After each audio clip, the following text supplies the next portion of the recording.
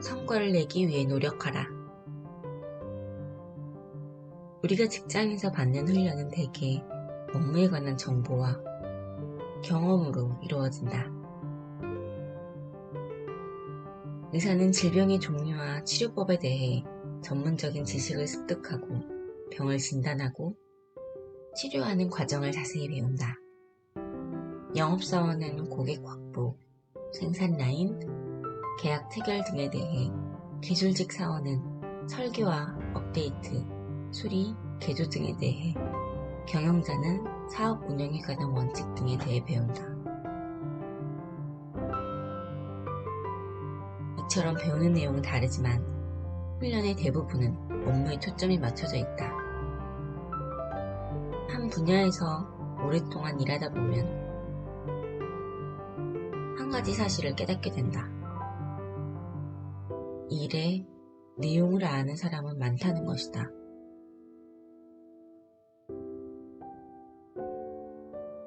업무에 대한 정보, 과정, 목표, 방법 등은 잘 알고 있지만 뛰어난 성과를 거두는 사람은 별로 없다.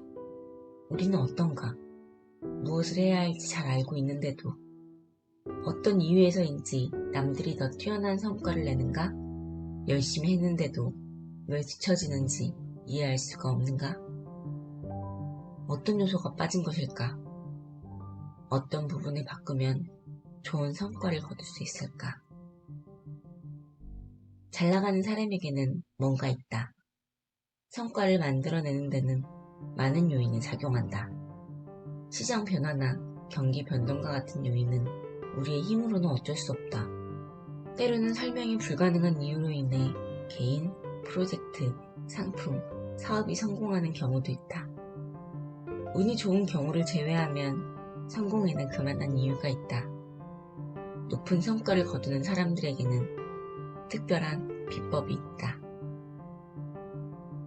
그들이 행동하고 생각하고 관계를 맺는 방식에는 공통된 패턴이 있다. 이 패턴 역시 아는 것보다는 인간 됨됨이, 즉 현실 요구를 충족시키는 성품과 관련이 있다. 특정한 패턴을 지닌 이들은 그저 열심히 일하는 사람들과는 다른 방식으로 일하며 더 많은 성과를 얻는다. 안타깝게도 우리는 이러한 성향과 훈련을 연결지어 생각하지 못한다. 일을 하는 사람의 성품을 무시하고 일의 내용에만 모든 초점을 맞추기 때문이다. 20년이 넘는 시간 동안 수많은 리더와 조직을 컨설팅하면서 나는 사람들 대부분이 자기 분야에서 해야 할 일을 잘 알고 있다는 사실을 발견했다. 그러나 두각을 나타내는 사람들의 업무 방식은 보통 사람들과는 달랐다. 이는 지식보다는 성품과 관련이 있다. 모든 조건이 동일한 상황에서는 성품이 성패를 가른다. 하지만 이렇게 성과에 큰 영향을 미치는 성품 측면을 훈련시키는 회사가 얼마나 되겠는가? 대성하기 위해 필요한 특성들을 가르쳐주는 교관이 얼마나 될까? 인간 됨됨이를 집중적으로 다루는 직원 수련회는 사업 성공에 필요한 인간으로서의 성장을 가르치는 대학 혹은 대학원의 과목은 지금까지 살면서 성품에 관해 배울 기회가 얼마나 있었는가? 아마도 별로 없었을 것이다. 이제 직업윤리나 헌신 같은 주제로 성품을 이야기하는 수준을 넘어서야 한다. 물론 열심히 일하지 않거나 쉽게 포기하면 장기적인 성공은 꿈도 꿀 수 없다. 그러나 많은 사람들이 열심히 일하고 헌신하는데도 그리 좋은 성과를 거두지 못한다. 그 이유는 대개 진정한 성과를 거둘 만한 기질적인 측면에서 결여되었기 때문이다. 여기서는 이 문제를 살피고자 한다. 성과를 거두려면 어떤 인간이 되어야 하는가?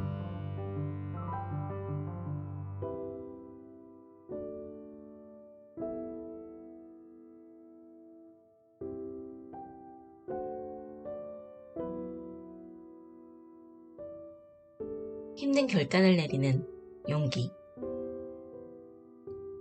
한 번은 갓난아이 부모들을 상담하다가 정말 웃기면서도 믿기 어려운 이야기를 들었다. 어찌 보면 심각한 얘기였지만 나는 눈물이 날 정도로 웃었다. 그들은 자녀의 주변 사람들과 겪는 어려움을 토로했다. 이를테면 담당 의사나 학교를 바꾸는 일처럼 상대방이 마음을 다치게 할 수 있는 결정을 내려야 할 때가 정말 곤혹스럽다고 했다. 그때 제인이 흥미로운 고백을 했다.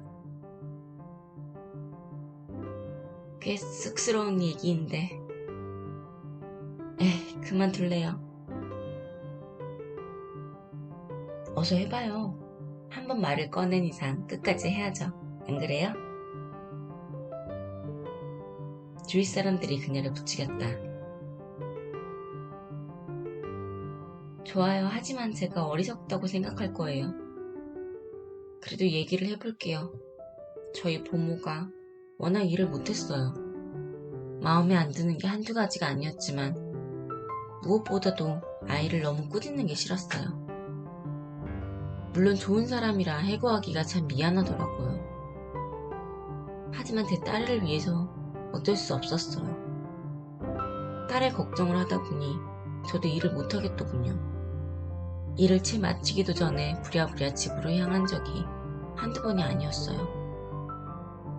이대로는 안 되겠다 싶었죠. 그래서 하루는 그녀를 해고하러 집에 갔어요. 뒤뜰로 가서 얘기를 하자며 그녀를 자리에 앉혔죠. 그런데 차마 입이 떨어지지 않는 거예요. 그녀가 입을 상처만 머릿속에 떠올랐어요. 그래서 제가 어떻게 할게요? 집에 들어가 남편에게 전화를 걸었죠. 저 대신 말 좀 하라고요. 그랬더니 저더러 지독한 겁쟁이라네요. 다음날 남편이 집에 와서 그녀와 얘기를 하더군요. 저는 일이 잘 해결되었으리라 생각했어요. 하지만 그날 밤 제가 곧 외출했다가 늦게 들어오는 바람에 남편과 보모에 대해 얘기할 새가 없었어요. 다음날 아침에 남편이 나간 뒤에 보모가 출근을 하더군요. 혼란스러웠지만 내게 해고 이야기를 할까봐 얼른 일하러 나갔어요. 남편이 일주일쯤 마무리할 시간을 주었나 보다 하고 생각했죠. 아무튼 일이 해결돼서 마음이 편했어요.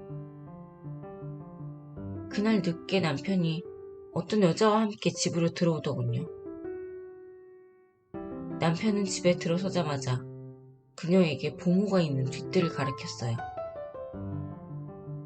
그러자 그녀가 나가서 보모와 얘기를 하더군요. 남편에게 무슨 일인지 물었어요. 남편의 말을 듣노라니 우리 둘이 얼마나 한심한지 답답하더군요. 글쎄 직접 이야기를 꺼낼 수가 없어서 보모를 해고할 여자를 고용했다지 뭐예요. 우리는 보모를 해고할 사람을 고용할 정도로 한심해요. 좀 도와주세요. 장르는 웃음바다가 되었다. 물론 그녀를 비웃은 것은 아니었다. 괴로운 결정을 내리는 일이 얼마나 어려운지 다들 잘 알고 있었다. 이제 중요한 문제를 생각해보자. 남의 마음을 지나치게 헤아리는 이 부부가 큰 성공을 거둘 가능성은 얼마일까? 모두를 만족시키려고 하는 한 그들은 스스로 정해놓은 한계를 벗어날 수 없다. 이를 이루려면 남에게 불리한 결정도 내릴 줄 알아야 한다.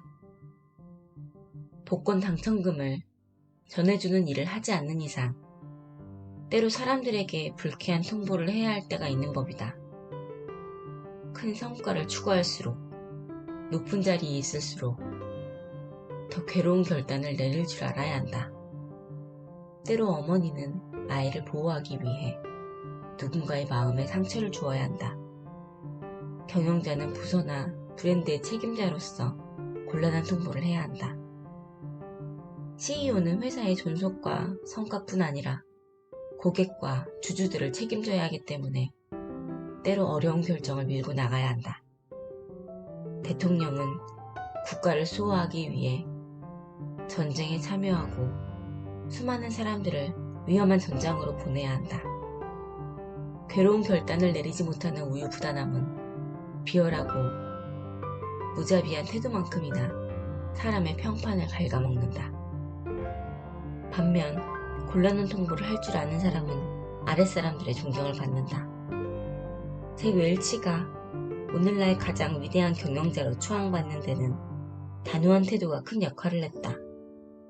링컨도 첫 취임 연설에서 국민들에게 참전이라는 힘든 결정을 통보했다. 불만을 품은 국민 여러분, 독립전쟁이라는 중대한 결정은 제가 아닌 여러분의 손에 달려 있습니다. 정부는 여러분을 공격하지 않을 것입니다. 여러분이 정부를 파괴하겠다고 맹세한 적이 없는 만큼 저는 정부를 보존하고 보호하고 방어하겠다고 엄숙히 선서하는 바입니다.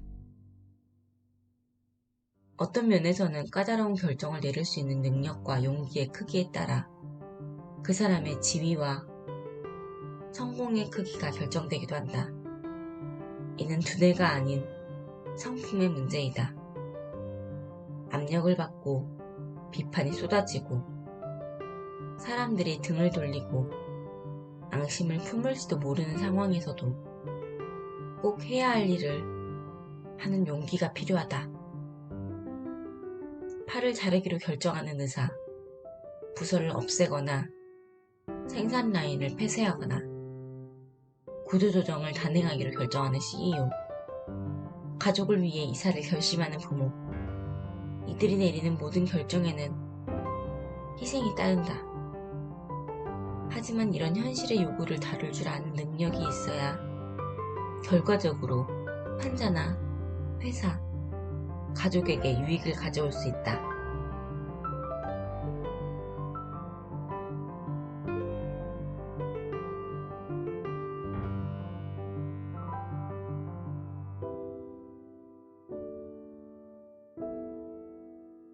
과거의 잘못을 들추지 말라.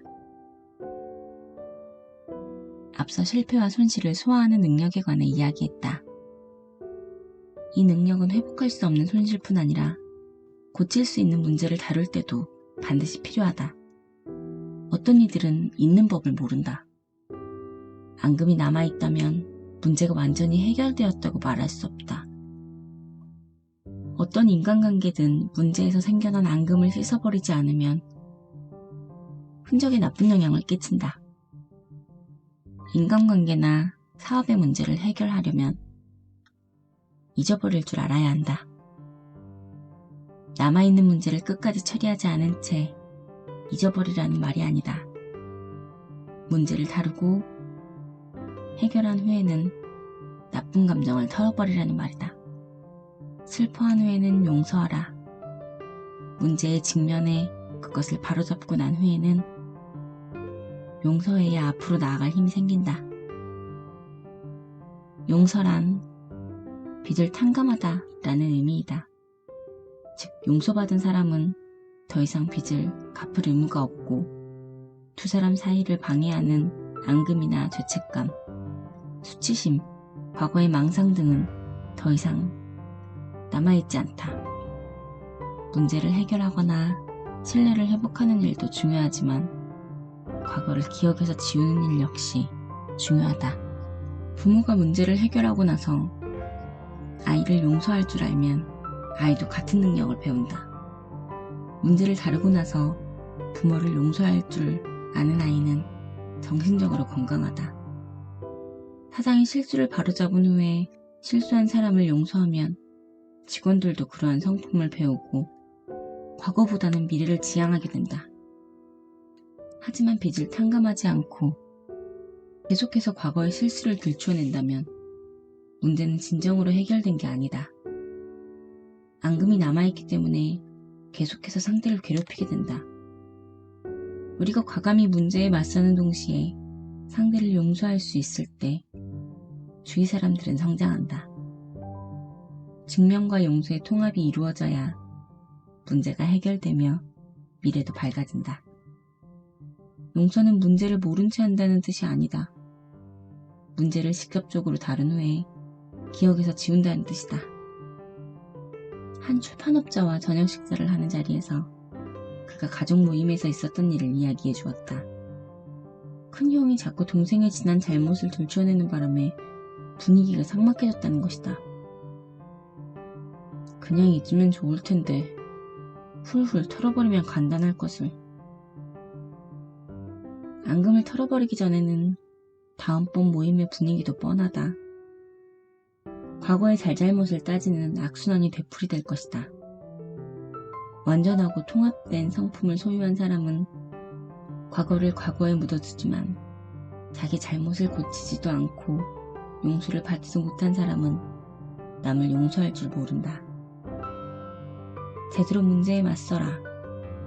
상대가 자기 문제를 인정하고 해결한다면 너그럽게 용서하라. 과거의 상처를 계속해서 안고 살아가지 말라. 과거의 망령에게 또다시 미래를 빼앗기지 말고 쟁취하라.